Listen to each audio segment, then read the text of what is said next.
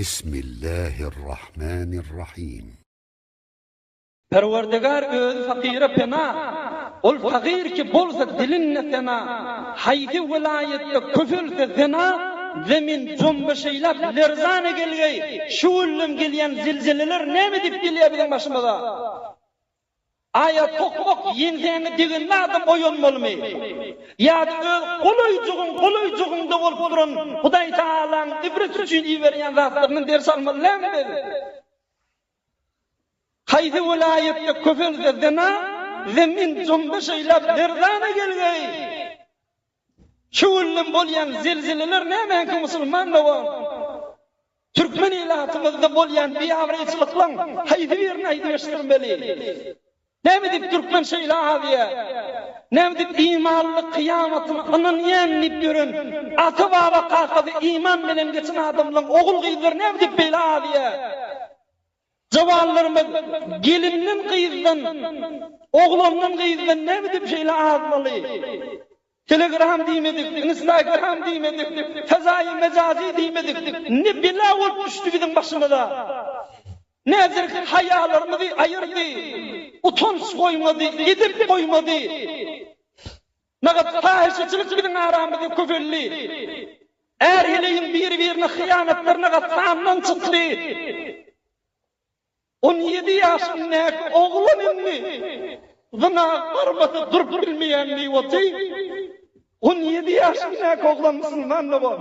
Hazır 20 yaşında yani parmadı oğlan. Zına parmadı ilanla men katı öğrendim ayrış bilmeyen nivati. Hazır 20 yaşında yetmedi oğlan. Türkmen ilanında bol olanlar şey. Huday saklasın, haydi vilayette küfürse zina, zemin zulmüşeylap lerzane gelgey diye mahkum oluşan. Bir şehvetlahi zuhd üzere ağlanıp, 5 günlük dünya ağlanıp, işte ölüp ile Huday'a teşekkürlerimiz yadımıza düşmeye ne mi deyip? Bir gaflet ve cehalet nereden geldi bizim başımıza? Bir hayalık, bir insaniyetlik nereden geldi bizim başımıza? Huday zaklarının fahişecilikler, yürüytü caylar, icara olup duran caylar, nedirek iffetinle, hayatınla dayav duruyan Türkmenin kıydırak kadar olmaydı ya. Namzedi bahanatı velen, dostluk bahanatı velen, hadir nikah yok, izdivaç yok, oğrunca tataşmalar ve haram rağbetler ne kadar bizim aramda köfül var ya. Ne mi deyip Türkmenliğinin hayatı gitti? Ne mi deyip Türkmen doğunun imanı gitti? Ne mi deyip nikahı 50 girmek haramdığı, doğuluktan bir payı aliyanlığını yardımdan çıkardı? Bir vakit bir 20 yaşındaki cavan oğlan bir fahişe gariga gitti diye dostları bilen kulak atın şimdi ahirki vurduğum tamam etmem.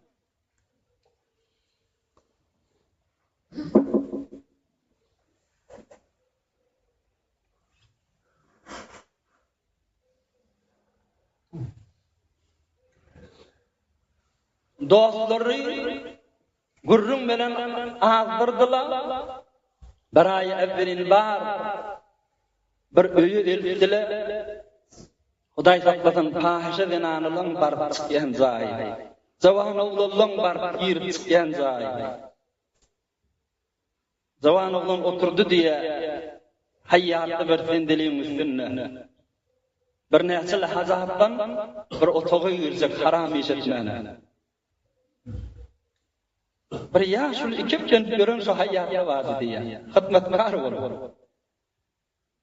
Gelli gördü ya cavan oğlan hülya alacak iman nuru yüzünden yakıp duran oğlan yanına geldi de füruçunallı geldi de oğulluydu neçe yaşında dedi oğlan ayıttır 20 yaşında dedi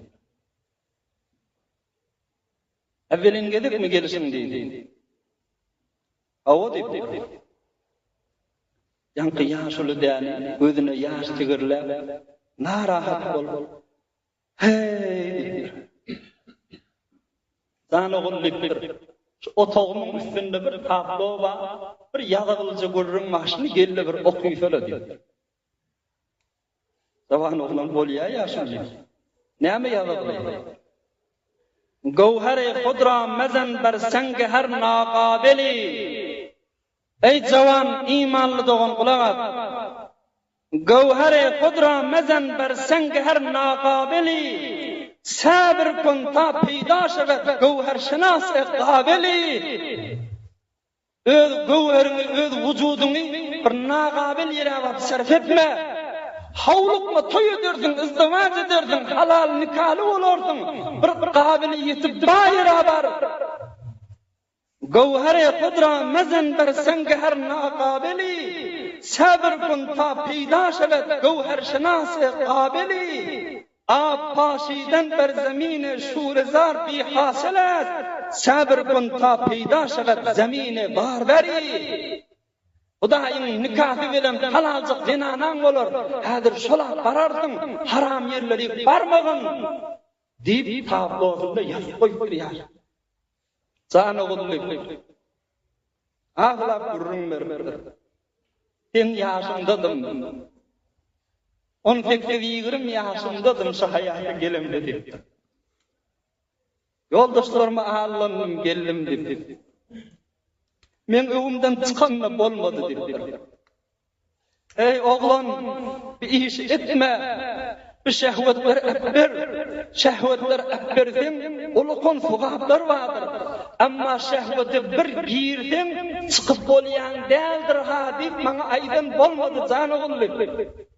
Ömrüm şazatdan ahany degesiň ýaşulmyş. Herke şehwet ha we lezzet has. Herke der şehwet furuşat berne has.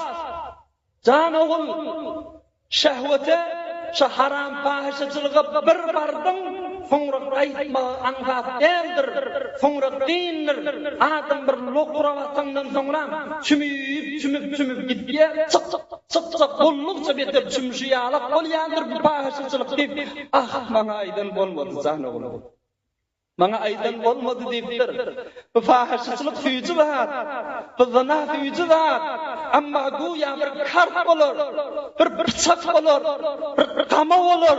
Şoň kesgir ýeriniň iki gapdalyny bal çalypdyrlar. Gelşini bir ýalada gördi ýaly. Sen dilim bilen söz kılasyň. Şol kesgir kartyň daşyny näki bal ýalap, nagat süýji diýip dilim aýryp bilmän otyň. Amma dilim bolup, kefim bolup, dogrum bolup oty. Oň awlugyny sen hisetmän. Oň süýjüligi gowmy kadip ýani. Kılasyň daşyny näki ballan daýyp görüşüň ýalyk zina diýýärleri. Süýji görünse aňyrsyp beter aw derdir diýip maňa aýdan bolmady jany gullyk. Eger lezzeti terk lezzet bedani, eger lezzeti nefsra lezzet nedani diýip aýdan bolmady diýipdir. Şu haramdan çekinip de ýaşlygynda şoňa bulaşman edip bilen gez Hudaýyň halalyny barsaň şunda bir süýjüligi bar, haramdan gaçmada bir süýjülik bar. Münglerce harama baryan süýjüliginden kän. Ah, şonu da atjak bol, şonu tapjak bollyp maňa aýdan bolmady diýipdir. Men geldim, Allah'ım yoldaşlarım kefini gittim, umrum şulady ötdi, yannym köýdüm biçdim. Indi de gelen oglana şuurun aýdyp tahlony köpe diýen oglandyr, özüm bilýän. Yan oglan hakylny işledip, ne beýle gurrun diýdi. Muňa bir girden çyksa ýok. Muňa bir girden pulun ýanmaly, awreň gitmeli, imanym gitmeli. Muň içine girip mawatda mubtala bolalım sahny ýok. Muň içine girip bergat söllüm sahny ýok. Muň içine girip 10 ýyl mundan önce ajans işleýärdim diýe. Men özüme tatarşdy. 10 ýyl mundan önce ajans işlemde bir harama mubtala boldum. 2 ýyl işlemänjik berdim. Indi başga işe gelipdir. Amma häzirde şol ajansda öwrenenden haram häzir etmelemez. Bir isine girenden sonra çykmady indi musulman bolan. Bir jawan oglan hakletdi, pikir etdi. Gördü aýdýany bir dogry görürüm. Yoldaşlarynyň ýüzüne galmady da çykdy gitdi. Näme diýdi? Gowhare qudra mazan bersen her naqabili. Gowhare qudra mazan bersen her naqabili.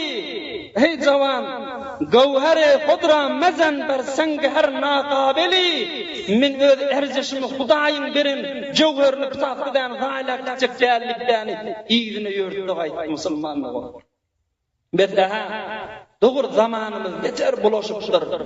Şu 5 ýylyň çyha. 10 ýyl diýmäýin şu 5 ýylyň içinde nebeýle fesatlar ara gelýär. Amma ýene musulman daýawdyr. Musulmançylyk iňçilerde üzülmezdir. Musulmançylyk iňçilerde üzülmezdir.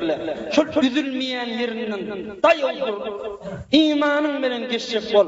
Ahiretin gazanlygy musulmanlygy. Hudaý Taala hemmemize saglyk, salamat, afwa, afiyet berdi.